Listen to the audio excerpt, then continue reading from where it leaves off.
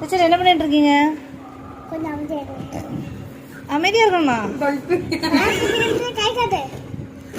Teacher வலிக்குது teacher.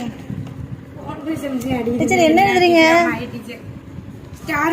Teacher doctor கூட அழகா எழுதுவாங்க டீச்சர், நீங்க இப்படி எழுதுறீங்களா டீச்சர்? ஸ்கூல்ல டீச்சர் போனே பேசக்கூடாது தெரியுமா?